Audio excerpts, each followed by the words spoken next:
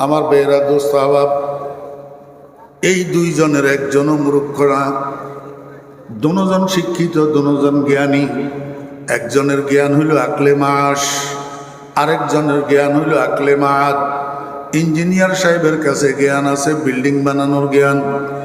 আপনার বাথরুম কত সুন্দর করবেন, কত সজ্জিত করবেন, এই একটা স্ট্রাকচার আপনাকে ইঞ্জিনিয়ার সাহেব দিতে পারবে, যেটা আলেম দিতে পারবে না। কিন্তু আলেমে আপনাকে কি দিতে পারবে? ওই আপনার কবর কিভাবে সাজাবেন, জান্নাত কিভাবে সাজাবেন, সেটা দিতে পারবে। ইঞ্জিনিয়ার সাহেব বিল্ডিংয়ের প্ল্যান করতে জানে, এস্টিমেট করতে জানে, ড্রয়িং করতে জানে, কিন্তু জানাজার নামাজের দোয়াটা মুখস্থ জানে না। গোসলের ফরজ কয়টা সেটা জানে না। দোয়ায় কোনটা শুদ্ধ করি মুখস্থ জানে না, তাশাহুদটা শুদ্ধ করি মুখস্থ জানে না। একজনের জ্ঞান আকলে মাস, আরেকজনের জ্ঞান আকলে মাদ। দুটোটা জ্ঞানের আলো আছে। আকলে মাসেরও একটা আলো আছে, আকলে মাদেরও একটা আলো আছে। একজন মানুষের পার্থিব জীবনের চলা সঠিক পথে হওয়ার জন্য, সিরাতে মুস্তাকিমের উপরে পথ চলা হওয়ার জন্য তার দৃষ্টির আলোর সাথে আকলে মায়াদের আলো সমন্বয় হইতে হবে। যেই মানুষের কাছে দৃষ্টির আলো থাকবে, সেই মানুষের কাছে যদি আকলে মায়াদের আলো না থাকে, ওই মানুষটার জীবন চলার পথে পদে পদে ভুল হবে, পদে পদে সে পথভ্রষ্ট হবে, জান্নাতের পথের সিরাতে মুস্তাকিমের সঠিক প্রতীক হইতে পারবে না। এই কথাটা আয়াতের মধ্যে আল্লাহ পাক রব্বুল আলামিন বুঝাইতেছেন, কাদ জাআকুম মিনাল্লাহি নূরুন ওয়া কিতাবুম মুবিন। আমার বেরা দোস্ত আবাব, কিতাবে মুবিন মানে কোরআন শরীফ। এই কোরআন শরীফ রসুলের উপরে নাজিল হয়েছে। রসুল আকরাম সাল্লাল্লাহু আলাইহি ওয়াসাল্লামের সিনার মধ্যে কোরআনে কারীমের ইলম ভরপুর। কোরআনে কারীমের ইলম ভরপুর।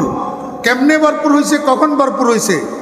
রসুল আকরাম সাল্লাল্লাহু আলাইহি ওয়াসাল্লামকে আল্লাহ পাক রব্বুল আলামিন আদম আলাইহিস সালামকে বানানোর আগে সর্বপ্রথম হুজুরে পাক সাল্লাল্লাহু আলাইহি ওয়াসাল্লামের রূহ মোবারককে বানাইয়া সরাসরি শাগরিদ বানাইয়া আল্লাহ পাক সরাসরি উস্তাদ হইয়া 26,000 বছর কোরআনে কারীমের জাহেরি ইলম তালিম দিয়েছেন, যেটা নবীজি ব্যক্ত করছেন আল্লামানি রব্বি ফাহসানা তালিমি কইয়া।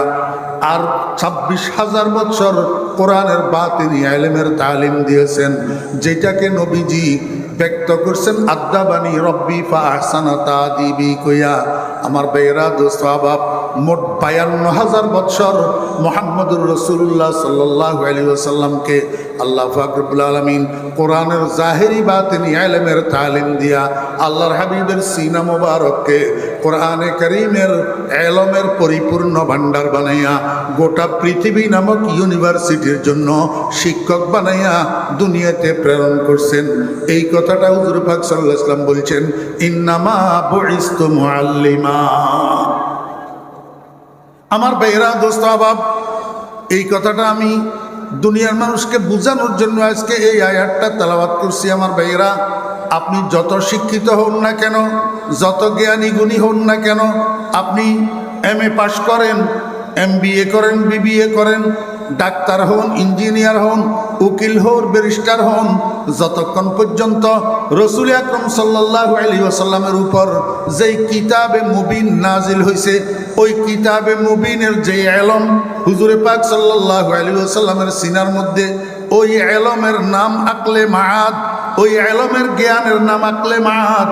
ওই আকলে মাআদের আলো যতক্ষণ পর্যন্ত আপনার নূরে বসারতের সাথে সমন্বিত না হবে, ততক্ষণ পর্যন্ত আপনি সঠিক মানুষ হইতে পারবেন না। আপনার কাছে মনুষ্যত্ব আসবে না। আপনি শিক্ষিত হইতে পারবেন, কিন্তু অমানুষ থেকে যাবেন, মনুষ্যত্ব আসবে না। মনুষ্যত্ব আসার জন্য এই কোরআনে কারীমের জ্ঞান, রাসূল আকরাম সাল্লাল্লাহু আলাইহি ওয়াসাল্লামের জ্ঞান, এর সাথে নূরে বসিরতকে অ্যাডজাস্ট করার জন্য দুনিয়াতে যেই কারখানাগুলা, এই কারখানাগুলার নাম হইল মাদ্রাসা। আমার ভাইরা দোস্ত আবাব, আপনি একটা গাড়ি কিনছেন, একটা প্রাইভেট কার কিনছেন, তেলে চালিত গাড়ি। এখন তেল দিয়া চালাইলে আপনার পোষে না, আপনি এটাকে সিএনজি করবেন। তো সিএনজি করার জন্য আপনি বাড়িতে বসে বসে হাতুড়ি দিয়ে বাড়ি দিয়া আপনি আপনার গাড়িটাকে সিএনজিতে রূপান্তরিত করতে পারবেন না, বরং এই গাড়িটাকে সিএনজি কনভার্সন সেন্টারে নিয়ে যাইতে হবে।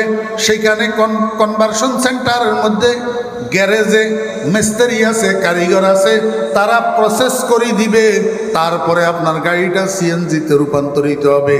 এমনিভাবে পৃথিবীর কোণে কোণে কতগুলা মাদ্রাসা আছে, বড় ছোট, তন্মধ্যে বিশাল আকৃতির এক গ্যারেজ এই ফটিয়া মাদ্রাসা। মুসলমানেরা আপনাদের সন্তানগুলাকে আপনারা 12 বৎসরের জন্য আবুতায়ের নদভী সাহেব দামাত বরকাতুমের কাছে সুপর্দ করেন। হুজুর উনার সহযোগীদেরকে লইয়া 12 বৎসর আপনার ছেলের পিছনে প্রসেস করবে। প্রসেস করি আপনাকে একটা সঠিক মানুষ উপহার দিবে, একটা চরিত্রবান মানুষ উপহার দিবে, একটা প্রকৃত জ্ঞানী উপহার দিবে। যেই জ্ঞানী আপনি যখন করোনায় হসপিটালে মারা যাবেন, হসপিটাল থেকে ডাক্তার আপনার ছেলের কাছে ফোন করবে, আপনার আব্বা মারা গেছে, আপনার আব্বাকে নিয়ে যান। আপনার ছেলে উত্তর দিবে, ডাক্তার সাহেব আমরা এই মুহূর্তে বাবাকে আনতে যাইতে পারবো না, বরং আপনি আমার আব্বার লাশটা আঞ্জুমানে মফিদুল ইসলামে দিয়ে দেন। আঞ্জুমানে মফিদুল ইসলাম আমার আব্বাকে দাফন করে ফেলুক। আমার ভাইরা দোস্ত আহবাব, এই কথা যত করোনা যত ভয়াবহ পরিস্থিতি হোক না কেন, এই কথা আপনার একজন আলেম ছেলে বলবে না? একজন আলেম ছেলে বলবে না? আব্বার লাশ গ্রহণ করতে অস্বীকৃতি জানাইছে কারা? যারা ইংরেজি শিক্ষিত, কোনো আলেম বলে নাই। আমার ভাইরা দোস্ত আহবাব, বাংলাদেশের মধ্যে অনেকগুলা বৃদ্ধাশ্রম আছে, বৃদ্ধাশ্রম। এই বৃদ্ধাশ্রমগুলাতে যুবকেরা থাকে না, যুবতীরা থাকে না, বুড়া বুড়িরা থাকে, মা বাপেরা থাকে। কিন্তু কাদের মা বাপ থাকে বৃদ্ধাশ্রমে? সারা বাংলাদেশটা জরিপ করে দেখুন। আমি ফরিদুদ্দিন চ্যালেঞ্জ করলাম, কোনো বৃদ্ধাশ্রমে একজন আলেমের মা বাপ পাবেন না, একজন মাদ্রাসার ছাত্রের মা বাপ পাবে না। আপনারা যাদেরকে বড় মনে করেন, বড় বানান, যাদেরকে নিয়ে গর্ব করেন, তারাই শেষ পর্যন্ত আপনাদেরকে বৃদ্ধাশ্রমে পাঠায়। কারণটা কি? চোখের আলো আছে আর পার্থিব জীবনের জ্ঞানের আলো আছে, পরজীবনের জ্ঞানের আলো না। ये अजीजी बाग हो और कासमी गुलजार हो, ये अजीजी बाग हो और कासमी गुलजार हो, ये रशीदी फैज़ कायक खुशनुमा दरबार हो। ऐ खुदा इस दौर जुल्मत में तेरे ये दर से गाह मतलए अनवार हो, फिर मजहर असरार हो। इत्तिबाए सुन्नत अहमद का हो ये रंग बो, हक़ ताला के खरीदारों का ये बाजार हो।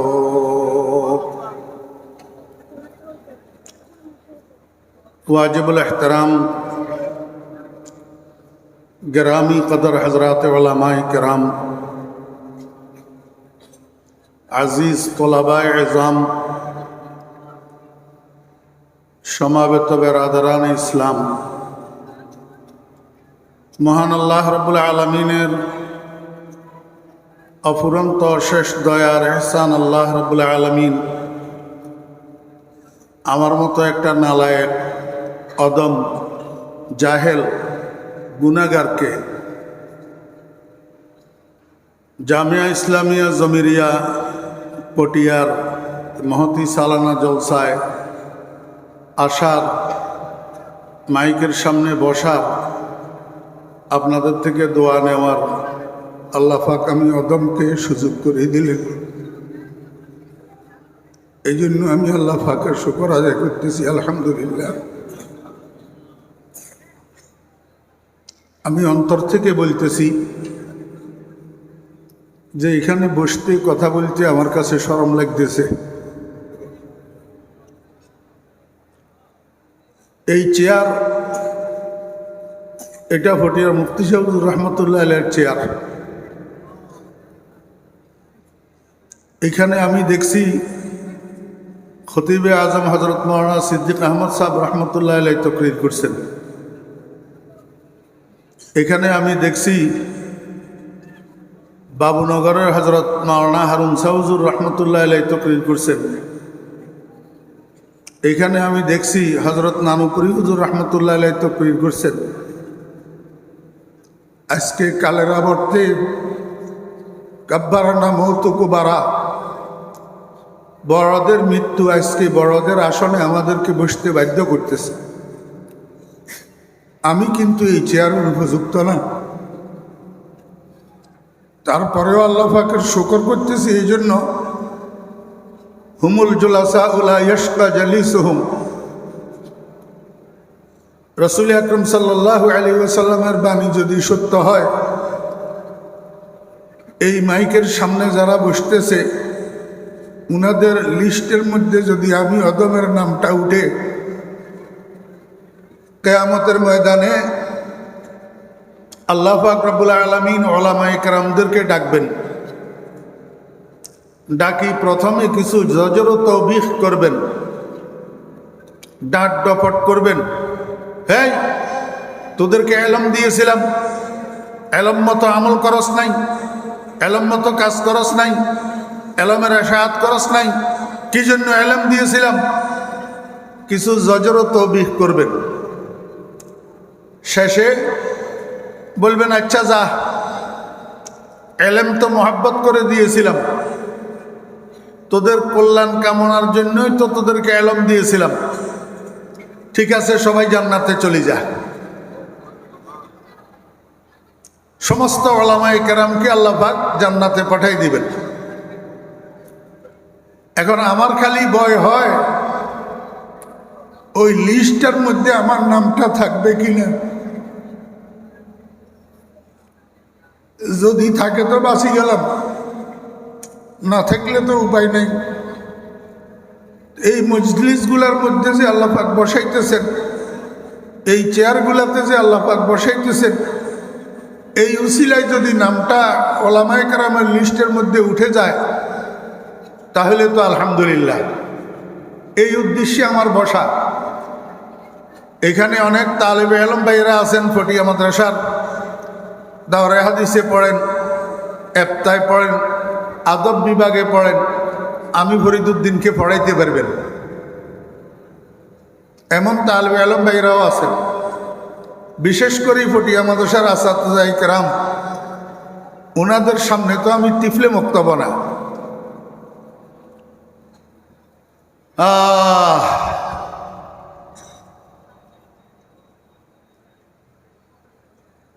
শরীর অসুস্থ, গত রাত্রের থেকে আমার একটু জ্বর কাশি দেখা দিছে। এখানে আসি দেখতেছি আল্লাহর রহমতে ওয়াইজিনে কেরামের চড়াচড়ি।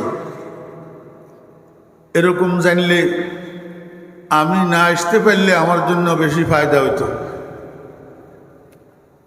এই জন্য হাদিস শরীফও পড়ি নেই, ছোট্ট একটা আয়াতে কারিমা তেলাওয়াত করছি। বিশেষ করে তালেবে ইলম ভাইদের দিকে লক্ষ্য করি এই আয়াতটা পড়ছি, যাতে সর্বসাধারণের সাথে উনাদেরও কিছু ফায়দা হয়। আল্লাহ সুবহানাহু ওয়া তাআলা ইরশাদ করেন, কাদ জাআকুম মিনাল্লাহি নূরুন ওয়া কিতাবুম মুবিন। হে দুনিয়ার মানুষ, নিশ্চয় তোমাদের নিকট এসেছে একটা আলো আর একটা সুস্পষ্ট গ্রন্থ। আল্লাহ পাক দুইটা জিনিসের কথা বলছেন, একটা বলছেন নূর আর একটা বলছেন কিতাবে মুবিন। কিতাবে মুবিনের দ্বারাই আল্লাহ পাকের উদ্দেশ্য কোরআন শরীফ, এটা আমরা সবাই বুঝছি, কিন্তু নূর দ্বারাই উদ্দেশ্য কি? মুফাসসিরিনে কেরাম রাহিমাহুল্লাহ লিখেন, এখানে নূর দ্বারা দুইটা অর্থ হইতে পারে। একটা অর্থ হইল কিতাবে মুবিন দ্বারা যেরকম উদ্দেশ্য কোরআন, নূর দ্বারাও উদ্দেশ্য কোরআন, তাহলে আতফে তাফসীরি। কিন্তু কিছু কিছু মুফাসসিরিনে কেরামের মতে নূর দ্বারা উদ্দেশ্য রাসূল, কাদ জাআকুম মিনাল্লাহি নূরুন ওয়া কিতাবুম মুবিন, নিশ্চয় তোমাদের নিকট এসেছে একজন রাসূল এবং একটা সুস্পষ্ট কিতাব। এখন আমাদের প্রথম জানার বিষয় হল রাসূল শব্দ তো আরবি, আল্লাহ পাক ডাইরেক্ট রাসূল শব্দ না বলি রাসূলকে নূর দ্বারায় বুঝাইলেন কেন? নূর মানে তো আলো। দ্বিতীয় বুঝার বিষয় হল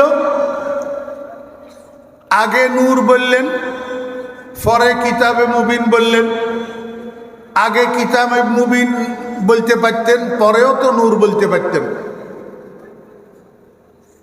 তো প্রথম কথাটা হল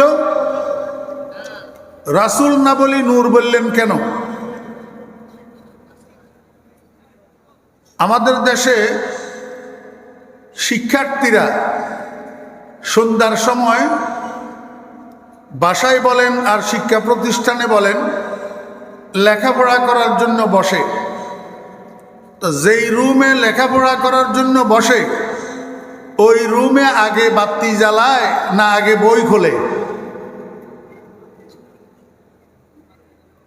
আমার কথা আপনারা বুঝতেছেন? জি, মনোযোগ আছে? তালেবে ইলম ভাইরা আপনাদের মনোযোগ আছে? একটা জিনিস খেয়াল রাখবেন, দুনিয়া আখিরাতের উভয় জগতের সকল কাজের সফলতার চাবিকাঠি মনোযোগ। আপনি 12 বৎসর মাদ্রাসায় পড়ি দাওরায়ে হাদিস পারেগ হওয়ার সময় যদি ইস্তেদাদটা না থাকে, আরবি ইবারত সহি করি পড়ার, আরবি ইবারত বুঝার, নিজের থেকে সহি এরাব লাগানোর যোগ্যতাটা যদি না হয়, বুঝতে হবে আমি মনোযোগের সাথে লেখাপড়া করিনি। অমনোযোগী মানুষের দুনিয়াও বরবাদ, আখিরাতও বরবাদ।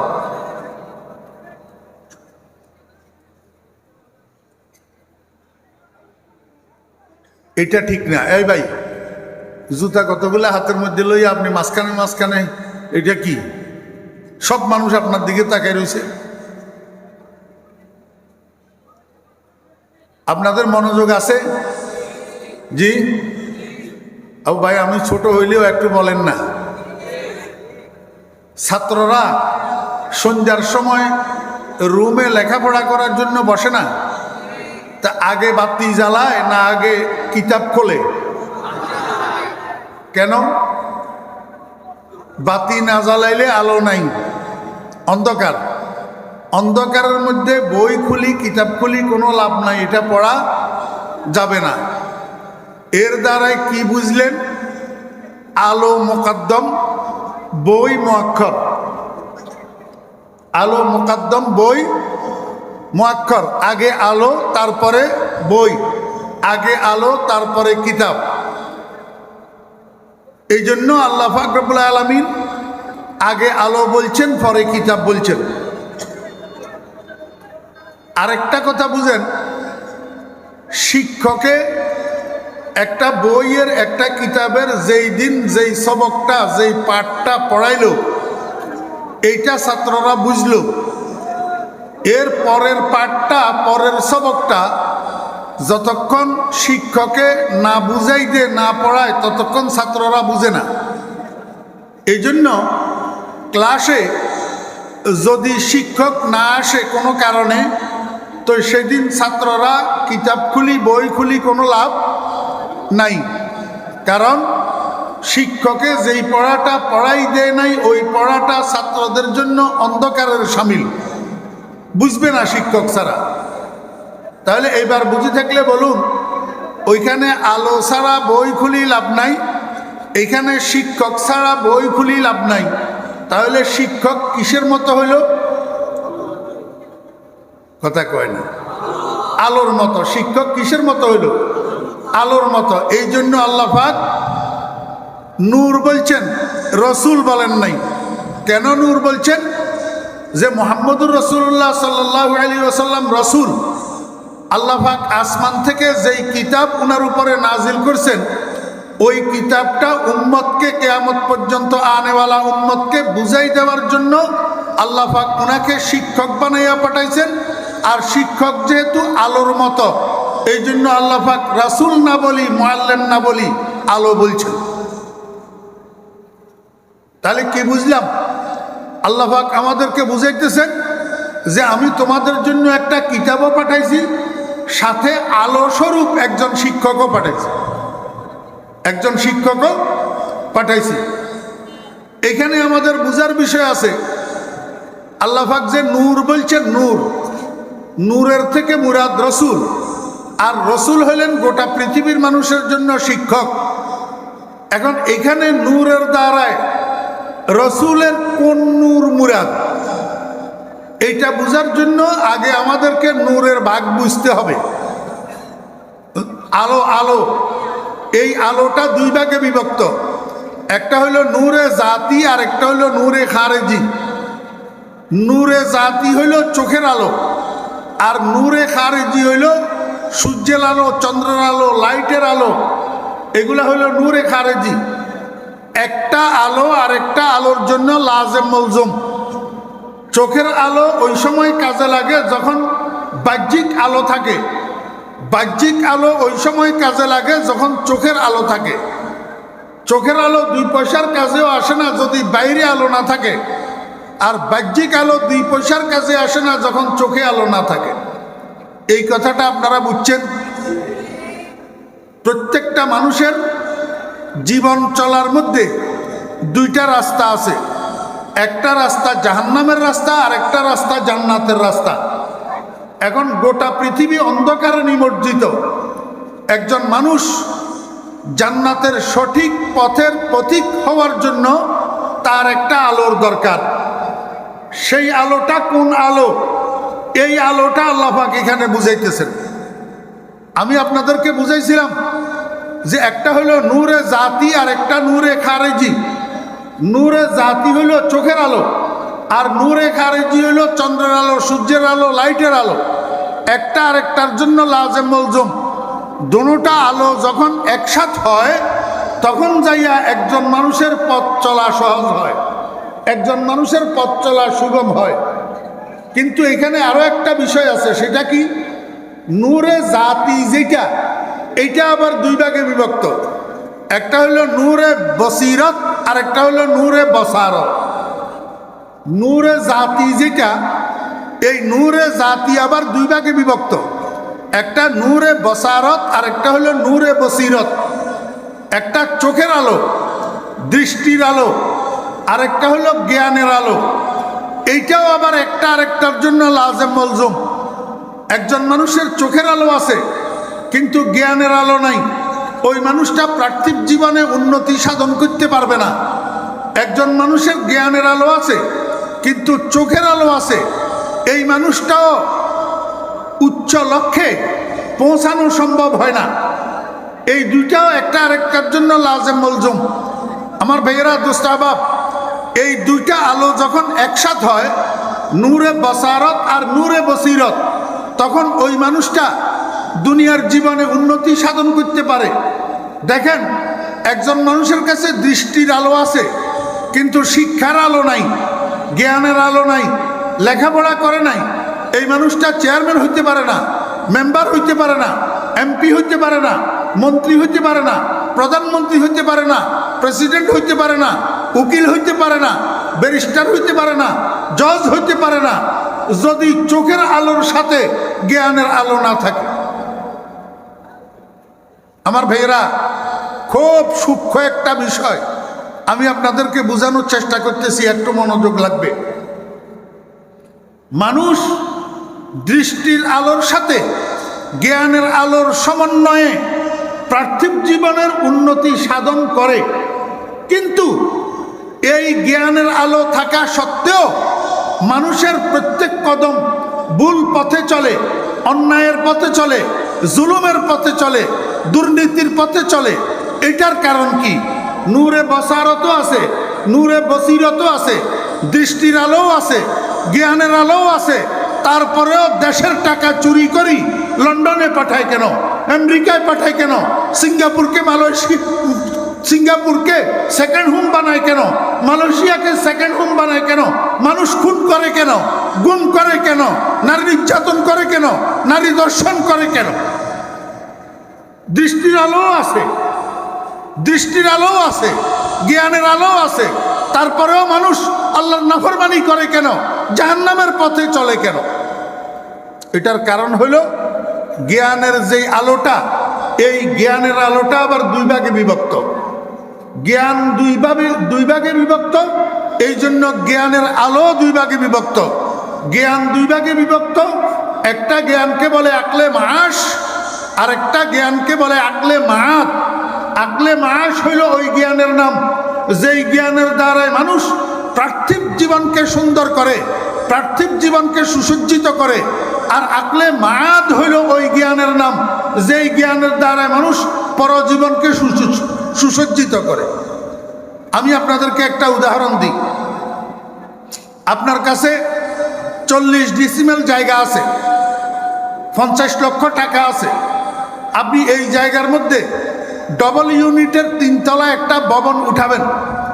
এটার জন্য আপনার একটা ড্রয়িং দরকার, সুন্দর একটা ড্রয়িং হইলে আপনার টাকাও সাশ্রয় হবে, ভবনটাও মজবুত হবে।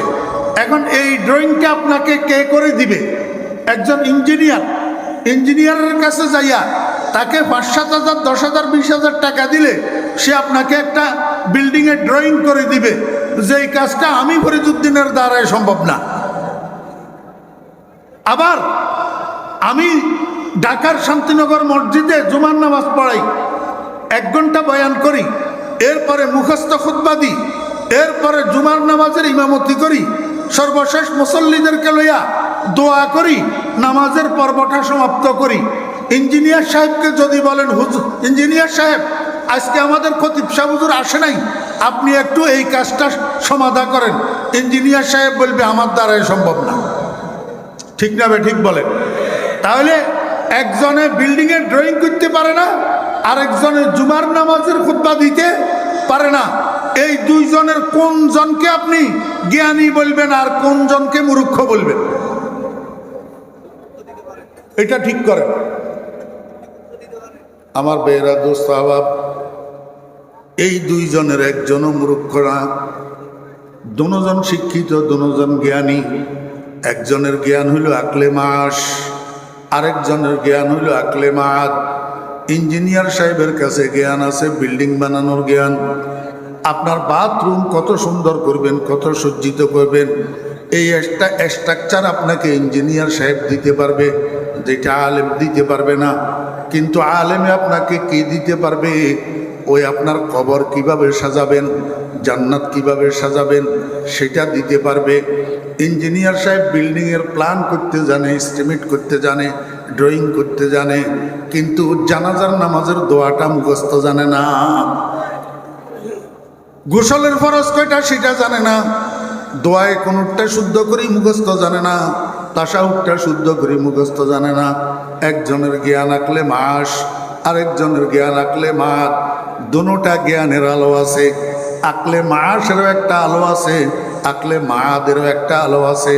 একজন মানুষের পার্থিব জীবনের চলা সঠিক পথে হওয়ার জন্য, সিরাতে মুস্তাকিমের উপরে পথ চলা হওয়ার জন্য তার দৃষ্টির আলোর সাথে আকলে মাদের আলো সমন্বয় হইতে হবে। যেই মানুষের কাছে দৃষ্টির আলো থাকবে, সেই মানুষের কাছে যদি আকলে মাদের আলো না থাকে, ওই মানুষটার জীবন চলার পথে পদে পদে ভুল হবে, পদে পদে সে পথভ্রষ্ট হবে, জান্নাতের পথের সিরাতে মুস্তাকিমের সঠিক প্রতীক হইতে পারবে না। এই কথাটা আয়াতের মধ্যে আল্লাহ পাক রব্বুল আলামিন বুঝাইতেছেন, কাদ জাআকুম মিনাল্লাহি নূরুন ওয়া কিতাবুম মুবিন। আমার বেরা দোস্ত আহবাব, কিতাবে মুবিন মানে কোরআন শরীফ। এই কোরআন শরীফ রসুলের উপরে নাজিল হয়েছে। রসুল আকরাম সাল্লাল্লাহু আলাইহি ওয়াসাল্লামের সিনার মধ্যে কোরআনে কারীমের ইলম ভরপুর। কোরআনে কারীমের ইলম ভরপুর। কেমনে ভরপুর হয়েছে, কখন ভরপুর হয়েছে? রসুল আকরাম সাল্লাল্লাহু আলাইহি ওয়াসাল্লামকে আল্লাহ পাক রব্বুল আলামিন আদম আলাইহিস সালামকে বানানোর আগে সর্বপ্রথম হুজুরে পাক সাল্লাল্লাহু আলাইহি ওয়াসাল্লামের রূহ মোবারককে বানাইয়া সরাসরি শাগরিদ বানাইয়া আল্লাহ পাক সরাসরি ওস্তাদ হইয়া 26,000 বছর কোরআনে কারিমের জাহেরি ইলম তালিম দিয়েছেন, যেটা নবীজি ব্যক্ত করছেন আল্লামানি রব্বি ফাহসানা তালিমি কইয়া। আর 26,000 বছর কোরআনের বাতিনি ইলমের তালিম দিয়েছেন, যেটাকে নবীজি ব্যক্ত করছেন আদাবানি রব্বি ফাহসানা তাদিবি কইয়া। আমার ভাইয়েরা দোস্ত আহবাব, মোট 52,000 বছর মুহাম্মদুর রাসূলুল্লাহ সাল্লাল্লাহু আলাইহি ওয়াসাল্লামকে আল্লাহ পাক রব্বুল আলামিন কোরআনের জাহেরি বাতিনি ইলমের তালিম দিয়া আল্লাহর হাবিবের সিনা মোবারককে কোরআনে কারীমের ইলমের পরিপূর্ণ ভান্ডার বানাইয়া গোটা পৃথিবী নামক ইউনিভার্সিটির জন্য শিক্ষক বানাইয়া দুনিয়াতে প্রেরণ করছেন। এই কথাটা হুজুর পাক সাল্লাল্লাহু আলাইহি ওয়াসাল্লাম বলছেন, ইন্নামা বুইস্তু মুআল্লিমা। আমার ভাইয়েরা দোস্ত আহবাব, এই কথাটা আমি দুনিয়ার মানুষকে বোঝানোর জন্য আজকে এই আয়াতটা তেলাওয়াত করছি। আমার ভাইয়েরা, আপনি যত শিক্ষিত হন না কেন, যত জ্ঞানী গুণী হন না কেন, আপনি MA পাস করেন, MBA করেন, BBA করেন, ডাক্তার হন, ইঞ্জিনিয়ার হন, উকিল হন, ব্যারিস্টার হন, যতক্ষণ পর্যন্ত রসুল আকরাম সাল্লাল্লাহু আলাইহি ওয়াসাল্লামের উপর যেই কিতাবে মুবিন নাজিল হয়েছে, ওই কিতাবে মুবিনের যে ইলম হুজুরে পাক সাল্লাল্লাহু আলাইহি ওয়াসাল্লামের সিনার মধ্যে, ওই ইলমের নাম আকলে মাআদ, ওই ইলমের জ্ঞানের নাম আকলে মাআদ। ওই আকলে মাআদের আলো যতক্ষণ পর্যন্ত আপনার নূরে বসারতের সাথে সমন্বিত না হবে, ততক্ষণ পর্যন্ত আপনি সঠিক মানুষ হইতে পারবেন না। আপনার কাছে মনুষ্যত্ব আসবে না। আপনি শিক্ষিত হইতে পারবেন, কিন্তু অমানুষ থেকে যাবেন, মনুষ্যত্ব আসবে না। মনুষ্যত্ব আসার জন্য এই কোরআনে কারীমের জ্ঞান, রাসূল আকরাম সাল্লাল্লাহু আলাইহি ওয়াসাল্লামের জ্ঞান, এর সাথে নূরে বসিরতকে অ্যাডজাস্ট করার জন্য দুনিয়াতে যেই কারখানাগুলা, এই কারখানাগুলার নাম হইল মাদ্রাসা। আমার ভাইয়েরা দোস্ত আহবাব, আপনি একটা গাড়ি কিনছেন, একটা প্রাইভেট কার কিনছেন, তেলে চালিত গাড়ি। এখন তেল দিয়া চালাইলে আপনার পোষে না, আপনি এটাকে সিএনজি করবেন। তো সিএনজি করার জন্য আপনি বাড়িতে বসে বসে হাতুড়ি দিয়ে বাড়ি দিয়া আপনি আপনার গাড়িটাকে সিএনজিতে রূপান্তরিত করতে পারবেন না, বরং এই গাড়িটাকে সিএনজি কনভার্সন সেন্টারে নিয়ে যাইতে হবে।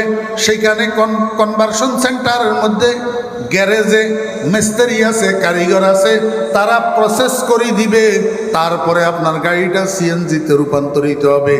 এমনিভাবে পৃথিবীর কোণে কোণে কতগুলা মাদ্রাসা আছে, বড় ছোট, তন্মধ্যে বিশাল আকৃতির এক গ্যারেজ এই ফটিয়া মাদ্রাসা।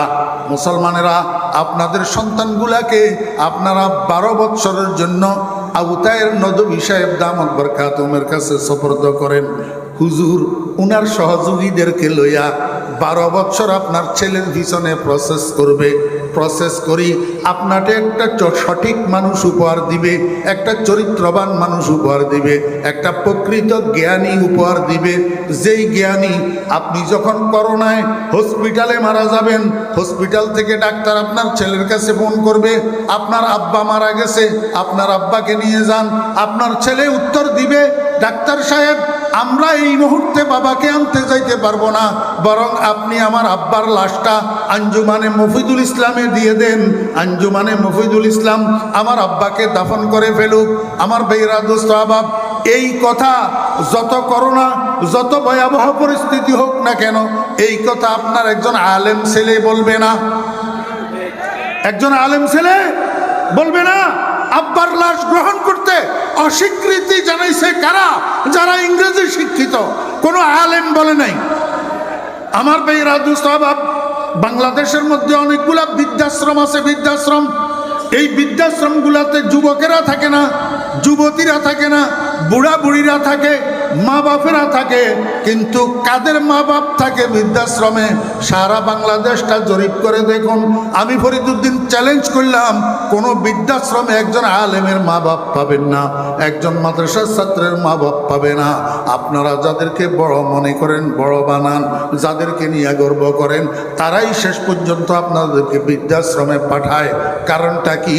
চোখের আলো আছে, আর পার্থিব জীবনের জ্ঞানের আলো আছে, পরজীবনের জ্ঞানের আলো না। পরজীবনের জ্ঞানের আলো চোখের আলোর সাথে যদি অ্যাডজাস্ট করতে হয়, আপনাকে ভটিয়া মাদ্রাসায় যাইতে হবে, আপনাকে হাটাজারি মাদ্রাসায় যাইতে হবে, আপনাকে নানুপুর মাদ্রাসায় যাইতে হবে, আপনাকে বাবুনগর মাদ্রাসায় যাইতে হবে, আপনার ছেলেটাকে 12 বছরের জন্য ওই গ্যারেজে ভর্তি করে দিতে হবে। এই গ্যারেজে যারা কারিগর আছে, মিস্ত্রি আছে, ওনারা 12 বছর প্রসেস করিয়া আপনার ছেলেটার চোখের আলোর সাথে পরজগতের জ্ঞানের আলো অ্যাডজাস্ট করে দিবে। এরপরে এই ছেলেটা আর চুরি করবে না, ডাকাতি করবে না, সন্ত্রাস করবে না, নারী নির্যাতন করবে না, এসিড নিক্ষেপ করবে না, নারী দর্শন করবে না। বাংলাদেশের 64 জেলা, প্রত্যেক জেলায় একটা একটা আদালত আছে না নাই? আদালত আমার বেরা দোস্ত আবাব, 64 জেলায় 64টা কোর্ট আছে। এই কোর্টগুলাতে প্রতিনিয়ত অপরাধের মামলা হইতে আছে, ক্রাইমের মামলা হইতে আছে, চুরির মামলা, ডাকাতির মামলা, হাইজ্যাকের মামলা, মদের মামলা, জুয়ার মামলা, খুনের মামলা, নারী নির্যাতনের মামলা রীতিমতো হইতে আছে।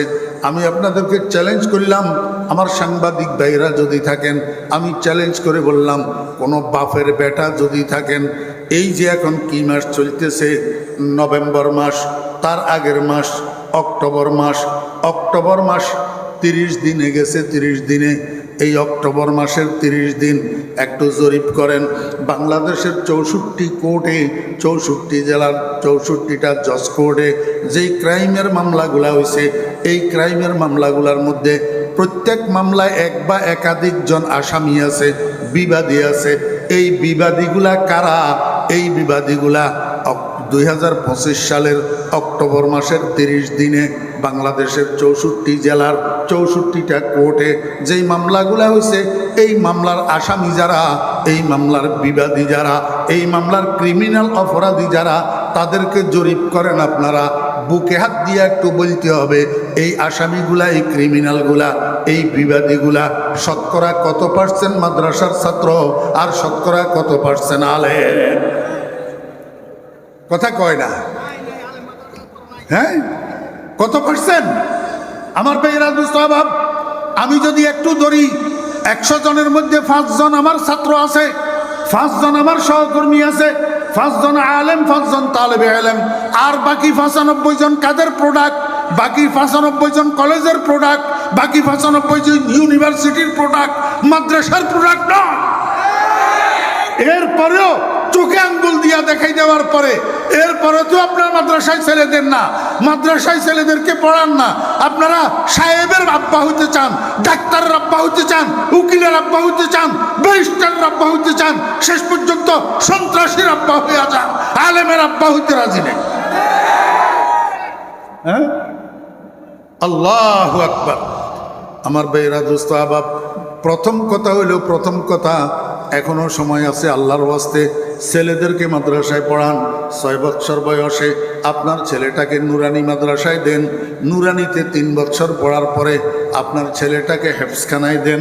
3 বছরের ছেলেটা হাফেজ হইয়া বাইর হোক, এরপরে আপনার ছেলেটাকে কিতাবখানায় দেন, মাদ্রাসায় পড়ান, আলেম বানান।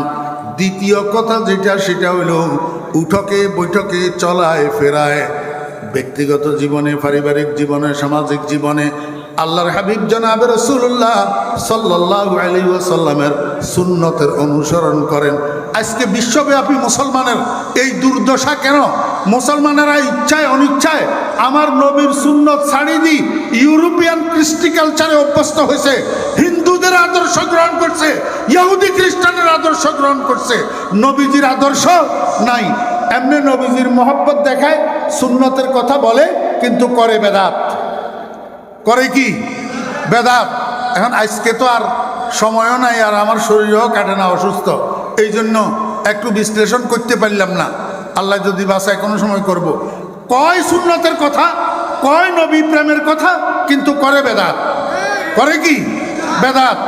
সুন্নত মানি পুরান কাজ, বেদাত মানি নতুন কাজ। সুন্নত মানি পুরান কাজ, বেদাত মানি কি? নতুন কাজ। তো পুরান দরুদ শরীফ আল্লাহুম্মা সাল্লি আলা মুহাম্মাদি ওয়া আলা আলি মুহাম্মদ, নতুন দরুদ শরীফ মুস্তাফা জান রহমত পে লাখো সালাম। একটা সুন্নতের দরুদ আর একটা বেদাতের দরুদ।